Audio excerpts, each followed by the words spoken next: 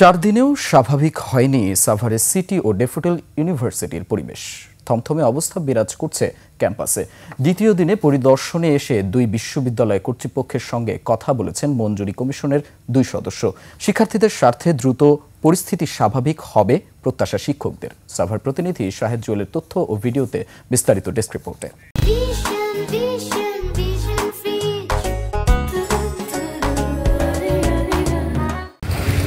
প্রাণহীন থমথমে পরিবেশ সিটি ও daffodil university campus. নেই শিক্ষার্থীদের আনাগোনা।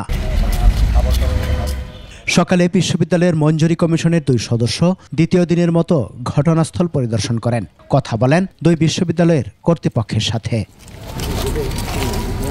সংঘর্ষের ঘটনায় সিটি ইউনিভার্সিটির রেজিস্ট্রার মীর আক্তার হোসেন বাদী হয়ে অজ্ঞাত 1000 শিক্ষার্থীর বিরুদ্ধে ও ড্যাফোডিল ইউনিভার্সিটির সহকারী প্রশাসনিক কর্মকর্তা আফতাব উদ্দিন আহমেদ অজ্ঞাত 250 শিক্ষার্থীর বিরুদ্ধে মামলা করেন। তবে 2টি মামলায় এখনো কেউ গ্রেফতার হয়নি।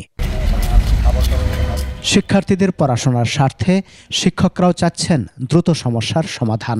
তো পরের কথা, আপনার বাড়িতে ক্রাইমে আপনি কি কমপ্লেন লঞ্চ করবেন না? হবে না। এখানে বলছে অজ্ঞাত কিছু শিক্ষার্থী বলা হয়েছে। এর কমিটি কাজ করছে। আজকে তারা 2টো ইউনিভার্সিটি গিয়েছেন, আজকে আমাদের এখানে এসেছেন এবং আমাদের সাথে কথা, তাদের মূল যেটা কথা সেটি হলো শিক্ষার পরিবেশ যত দ্রুততার সাথে ফিরিয়ে আনা যায়। রোববার সাভারের আশুলিয়া এলাকায় তুচ্ছ ঘটনায় 2 বিশ্ববিদ্যালয়ের শিক্ষার্থীদের মধ্যে সংঘর্ষ হয়। সে সময় আহত হয় শতাধিক। ভাঙচুর ও আগুন দেয়া হয় ক্যাম্পাসের ভবন, যানবাহন ও দোকানপাটে।